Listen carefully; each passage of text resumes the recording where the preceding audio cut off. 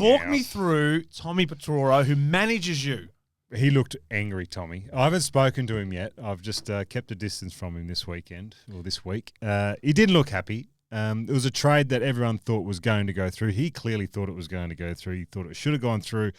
Three first-round draft picks, and was there a future in that as well, or is there a player, obviously? And young Hustwaite must sit back and go, well, maybe I'm not going that well. Yeah, can't get a deal done. Well, I mean, Hawthorn didn't want to give up realistically a player. Well, this is the thing. So, in Geelong was the same. Geelong had a bad one in the end because they just didn't want to give up any players. So, if you're going to get a superstar in, you've got to give something up. You've got to stump something up better than just Well, this is what Andrew Mackey, who's list management at the Cats at the moment, what he had to say about the Rowan Marshall situation, about giving up players or doing what they could. Didn't happen, but he would know that we tried everything we can to try and bring him in. Did they? Did you, Mac? Did you? I tell you who's... I said, and I think you've said this as well, Marshall was more important for Geelong, in my opinion, than Curnow. Absolutely. But again, who are you going to give up? I went through the list. Who are you going to give up that's going to satisfy?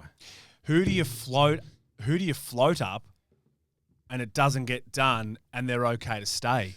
Because that's the thing. Well, because all of a sudden, if you say, you know what, maybe the old tail between your legs, maybe Graham Myers is a chance to go, or maybe it's a DeConing, or maybe it's whatever. Sullivan, all that. But if you put their name up, or that's been touted as an opportunity, then if it doesn't go through, which it didn't.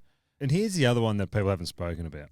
So in 2009, and I don't think Rossi Lyon's a huge Geelong fan. 2009 grand final, all of that stuff.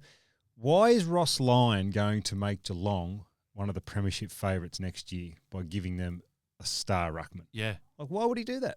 No, I agree. Like, it hasn't really been spoken. He's sitting back going, I'm not doing that.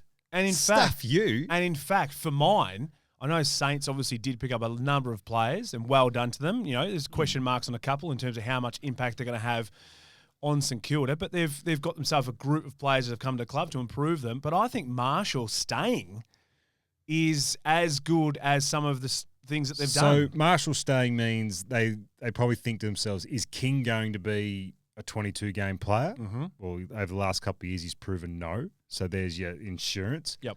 5 on the bench. You can obviously play maybe your 2 ruckman now. So they've got some ideas and thoughts, but there's no way in the world Ross Lyon is going to make Geelong a premiership favourite by giving them a star ruckman. Yep. That's his prerogative. I tell you who's a relieved man, and not because he was coaching my young fella in the Moriac Primary School relay competition at Landy Field this week, but Reece Stanley would be very happy that he's going to be number 1 ruckman still. Well, Reece was always getting a contract. No, he's already signed, yeah, I know. But I'm saying he comes in, Ryan Marshall comes in, and Reece Stanley becomes on the outer. Trust me, Reece would be happy just to play half a dozen to 10 games a year, play in the reserves, keeps fit, lives a great lifestyle, great clubman.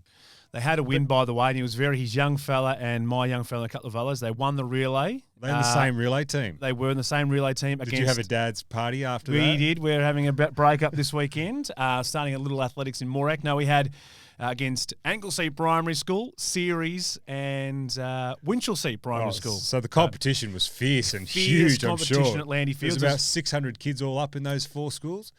Yep. Grade 1 and 2 as well. It was only for that. So that did happen.